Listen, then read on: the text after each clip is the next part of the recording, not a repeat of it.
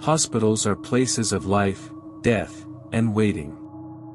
They never truly sleep. Even in the middle of the night, machines beep quietly, fluorescent lights hum above, and staff move silently from room to room. But this story isn't about routine work or a regular shift. It's about one nurse, working through the long hours of the night, who began to hear things she could not explain. She had worked nights before, plenty of them. She was used to the silence, the occasional groan from a patient, the creak of old floorboards under her shoes. But on this particular night, the silence felt heavier, as if the hospital itself was holding its breath. And that's when she realized, she wasn't alone. Her name was Sarah. A 32-year-old nurse with 6 years of experience, most of it spent in the night shifts that younger staff often tried to avoid. She was used to the exhaustion, used to the feeling of walking out of the hospital at sunrise while the rest of the world was just waking up. Sarah knew every corner of the hospital wing she worked in. She knew which lights flickered every few seconds, which doors were harder to push open, and which patients needed a little extra care at night. She was comfortable in the quiet, familiar with the echo of her own footsteps in the long, empty hallways. But on this night, even the familiar felt wrong. The overhead lights buzzed louder than usual. The long corridor seemed darker at the far end, as though the light could not fully reach it. And although Sarah had walked these same halls countless times, she felt an unusual pressure in her chest, like she was being watched. She tried to ignore it. Nurses can't afford to be distracted by feelings. There were medications to hand out, charts to update, and patients to check. But then, as she stood at the counter updating a patient's file, she heard it, the sound of footsteps echoing down the hallway. At first, she thought it was another nurse, maybe one of the new trainees. But when she looked up, the hallway was empty. The footsteps continued, steady, deliberate, and unmistakably real. They echoed through the corridor and then, stopped. Sarah paused, listening carefully. She knew the sound of shuffling slippers, the rolling wheels of a gurney, the soft squeak of a doctor's shoes. But this was different. These footsteps were heavy, firm, and they didn't match anyone she knew. Trying to calm herself, she walked toward the sound, but as soon as she stepped into the hallway, the lights above flickered. The footsteps were gone. She shook her head and whispered to herself, "It's just the floor settling. Just the building." But her hands were trembling. Sarah returned to her station, but the feeling of unease only grew stronger. Minutes later, one of the patient call lights suddenly blinked on. Room 308. She grabbed her chart and walked down the hall. But when she opened the door, the room was empty. The patient had been discharged earlier that day. Her stomach tightened. Patient call lights didn't turn on by themselves. She switched it off and quickly checked the wiring, but everything looked fine. As she turned to leave, she froze. From behind her, faintly, she heard the sound again. Footsteps. Slow, deliberate, moving closer. She spun around. The hallway stretched out in front of her, but it was empty. No one was there. Sarah's breath quickened. She walked faster, returning to her station, but before she could sit down, another call light blinked on. This time, room 312. She hurried to check. Empty again. She knew she wasn't imagining this. The buttons don't press themselves. She turned toward the security monitors. The cameras showed long, empty hallways. But as she leaned closer, her blood ran cold. On one of the screens, she saw something. At the far end of the corridor, where the light barely reached, there was a shape. A tall, dark figure. Standing still. Watching. Sarah gasped, stumbling back, her chair scraping loudly against the floor. When she looked again, the figure was gone. Her heart pounded in her chest. Every instinct told her to leave, to call for someone else. But duty kept her rooted in place. She needed to know what was happening. So she walked toward the hallway. Step by step. The flickering light above her buzzed loudly. Her shoes tapped against the linoleum floor. And then, just as she reached the end of the hall, she froze. Standing in front of her was the shadow. Not a trick of the light. Not a reflection. But a figure. It was tall, dark, featureless. Its outline shimmered faintly, like smoke caught in a beam of light. But the most terrifying part wasn't how it looked. It was what it did. Because as Sarah stood there, frozen with fear, the figure spoke. It whispered her name. Soft, quiet, almost gentle. But unmistakably clear. Sarah. Her knees weakened. She hadn't told anyone she was covering this shift. Nobody was supposed to know. Yet here, in this empty corridor, something did. Her instinct screamed at her to run. She backed away slowly, her hands trembling, tears welling in her eyes. But before she could move further, the lights flickered once more. And in that brief darkness, the figure was gone. Other staff arrived moments later, alerted by the sound of her panicked breathing over the radio. But when they checked the hallways and the cameras, there was nothing. The shadow was gone. Sarah never worked another night shift again. She handed in her resignation from overnight duty the very next day. When her co-workers asked why, she simply said she was exhausted. But deep down, she knew the truth. She had seen something she couldn't explain, something she couldn't face again. Was it a ghost? A memory trapped in the halls of the hospital? Or was it her mind, pushed too far by exhaustion and stress? We may never know. But one thing is certain, Sarah's story is not the only one of strange happenings in hospitals at night. And that leaves us with a question. Would you keep working after seeing that? Yes, or no?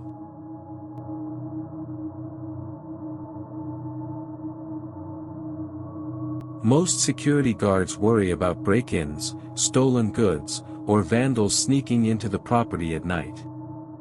That is the job. To watch, to listen, and to stop anyone who doesn't belong.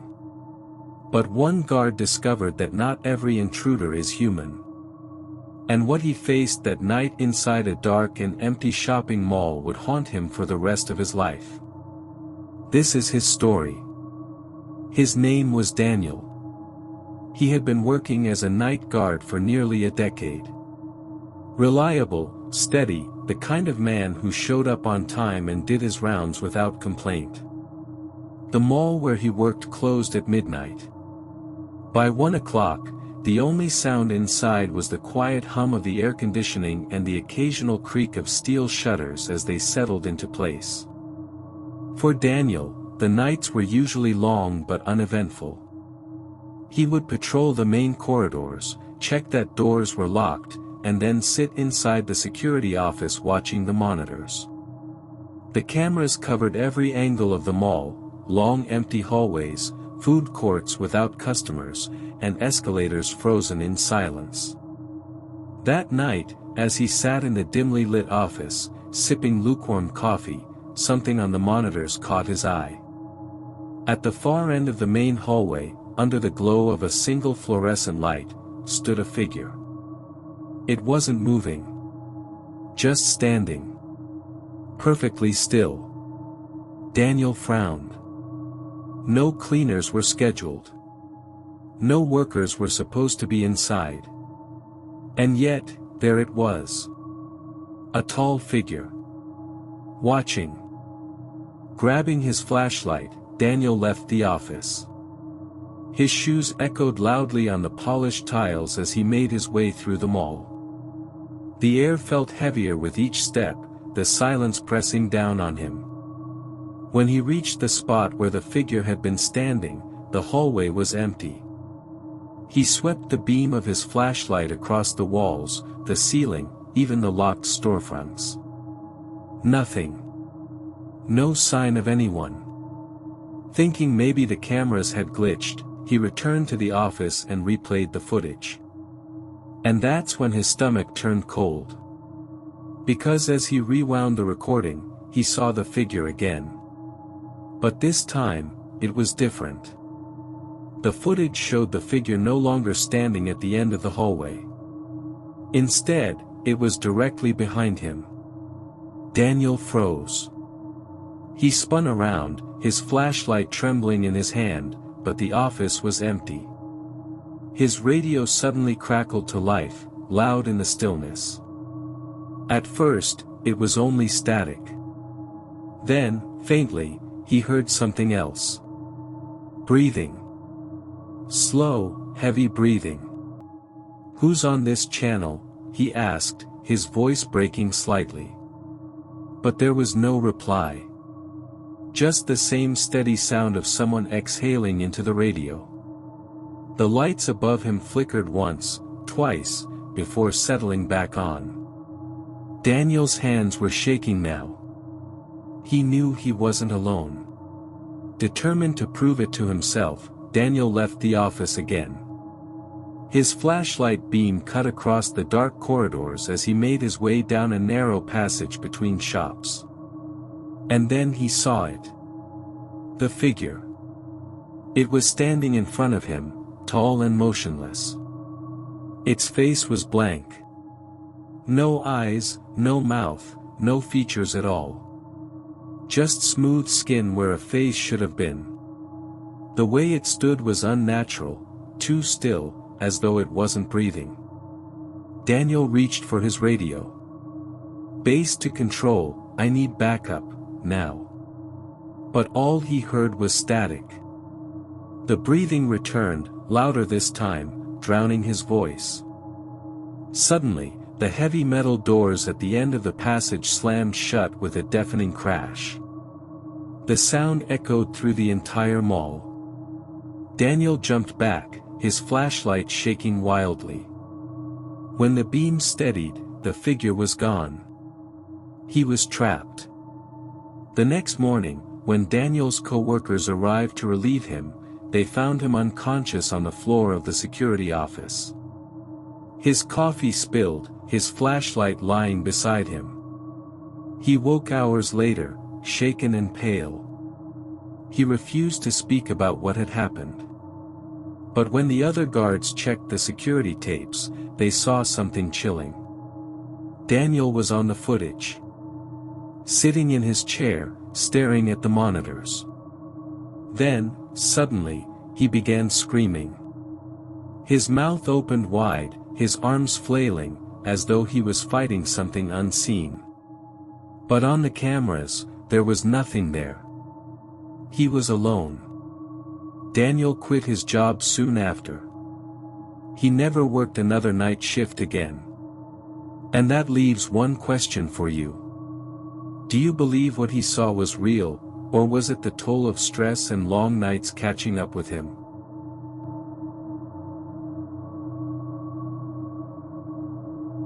Gas stations are open when almost everything else is closed. They sit under bright lights in the middle of the night, drawing in travelers, truck drivers, and strangers passing through. For most workers, the danger comes from tired drivers, impatient customers, or the occasional theft. But one worker swore that what he saw during his overnight shift wasn't a person at all. And when you hear his story, you might agree. His name was Mark. He was in his mid-20s, working the overnight shift at a gas station off a lonely stretch of highway. The station was small, 2 pumps outside, a single row of shelves inside, and a counter with a register. Behind the glass doors, a row of fluorescent lights hummed above, casting a harsh glow on everything below. The nights were always the same.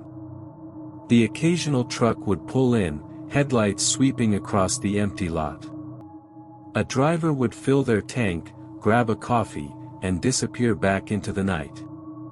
Most of the time, Mark sat behind the counter with nothing but the faint buzz of the lights and the hum of the refrigerators to keep him company. But one night was different. It was past 2 in the morning when the automatic doors slid open. Mark expected to see a tired traveler or maybe a regular customer. Instead, what stepped inside made him sit upright. A man walked in. Very tall. His skin looked pale, almost colorless, like paper stretched too tightly. His eyes didn't blink. Not once. They just stared ahead, unbroken, unblinking. He moved slowly, deliberately, and not toward the shelves. Instead, he stopped just inside the doorway. And then, he looked directly at Mark. The air inside the store suddenly felt colder. Mark waited for the man to do something. To grab a drink, or wander the aisles, or head toward the counter. But the man didn't move. He didn't shop. He didn't even look around. He just stared. The silence stretched on, broken only by the buzz of the lights above. Finally, the man spoke. His voice was low, flat, almost mechanical.